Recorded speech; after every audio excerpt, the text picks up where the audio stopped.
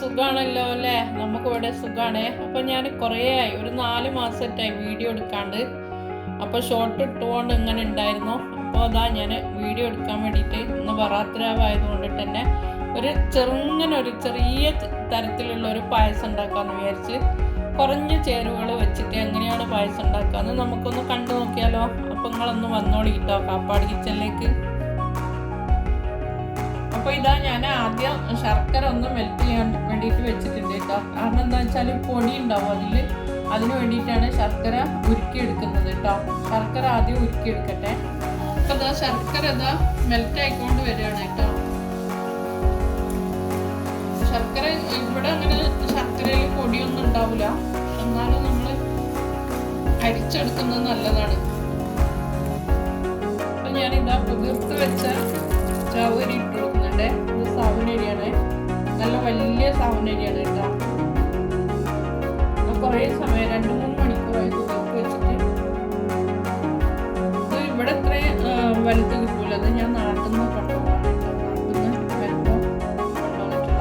അപ്പം അതൊന്ന് വേവട്ടെ.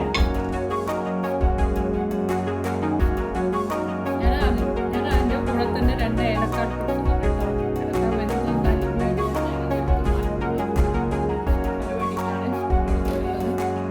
വേവട്ടെ.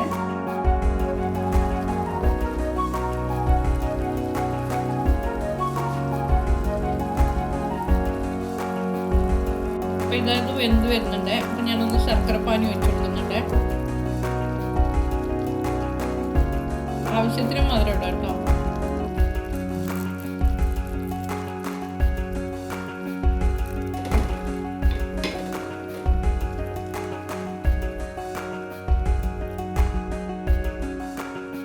ശരിക്കും വെന്ത് വരണേ. നല്ല ഭംഗിയുണ്ട് കാണാൻ വേണ്ടിയിട്ട്. നല്ല മുത്തുമണി പോലെ ഉണ്ട് കേട്ടോ. വലുതായിട്ട് തന്നെ ഇത്രയും വലുത് ഇവിടെ കിട്ടാറില്ല കേട്ടോ. നല്ല മുഞ്ചുണ്ട്.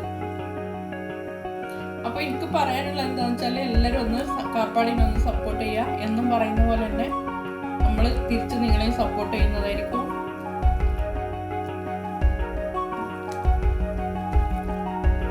ഇതിൽ വേണമെങ്കിൽ പഴം ചേർക്കാം കേട്ടോ. ഞാൻ പഴമൊന്നും ചേർക്കുന്നില്ല. പിന്നെ നമ്മളെ പിന്നെ സാവരിയൊക്കെ നല്ലോണം വെന്തിട്ടുണ്ട് കേട്ടോ. വെന്തൊന്ന് കുറുകി വന്നിട്ടുണ്ട്. ഇപ്പം നമുക്ക് ഒരു ഗ്ലാസ് പാൽ ഒഴിച്ചു കൊടുക്കാം. ഒരുപാട് പാലാവരുത് കേട്ടോ, കുറച്ച് പാല് മതി. തേങ്ങാപ്പാലല്ല കേട്ടോ, ഫ്രഷ് മിൽക്കാണ്.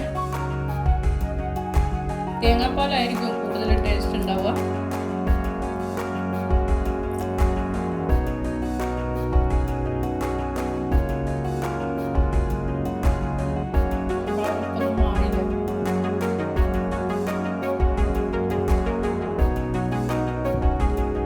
കട്ടിയിലാക്കരുതേ, കുറേ കട്ടിയാകുമ്പോൾ ഒരു ഉണ്ടാവില്ല. കുടിക്കാൻ വേണ്ടിയിട്ട് ഗ്ലാസ്സിലൊക്കെ ഒഴിച്ചു കുടിക്കാൻ നല്ലതാണ്. പിന്നെ ചോറ് തിന്ന പ്ലേറ്റിൽ തന്നെ ഒഴിച്ചു കൈ കൊണ്ട് തന്നെ വാരി കഴിക്കാം.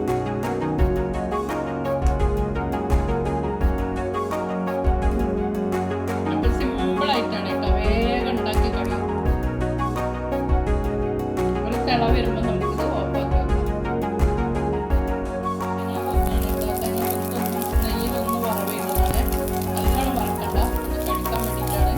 പിന്നെ ഒരു അണ്ടിപ്പരിപ്പുണ്ടെങ്കിൽ ഇട്ട് കൊടുക്കാം. അപ്പം ഞാൻ തേങ്ങാപ്പൊക്കാണ് ഇത്രയും മതി. അപ്പം നമ്മുടെ പായസത്തിന് മുകളിൽ കുറച്ച് തേങ്ങാപ്പൊക്കും കൂടെ ഇങ്ങനെ കൊടുക്കാം. ഒന്ന് അലങ്കരിച്ചെടുക്കാം. അടിപൊളി ടേസ്റ്റാണ്. എല്ലാവരും ഒന്ന് ബറാത്തിനൊന്ന് ഉണ്ടാക്കി നോക്കാം. സിമ്പിളായിട്ട് പെട്ടെന്ന് ഉണ്ടാക്കി കഴിയും. കുടിക്കാനാണെങ്കിൽ നല്ല ടേസ്റ്റുമാണ് കേട്ടോ. ശർക്കര ആയതുകൊണ്ടിട്ട് ഷുഗർ ഉള്ളവർക്കൊക്കെ കഴിക്കാനും പറ്റും. അപ്പോൾ എല്ലാവരും ഒന്ന് കാപ്പാടിനൊന്ന് സപ്പോർട്ട് ചെയ്യുക. എന്നും പറയുന്ന പോലെ വീഡിയോ ഒന്ന് ഫുള്ളായിട്ട് കണ്ട് ഒന്ന് സപ്പോർട്ട് ചെയ്യുക കേട്ടോ. ഇൻഷാ അല്ലാഹ് അടുത്തൊരു വീഡിയോ ആയിട്ട് ഞാൻ വീണ്ടും വരുന്നത് വരയ്ക്കും എല്ലാവർക്കും നല്ലത് മാത്രം വരട്ടെ. Okay, bye bye.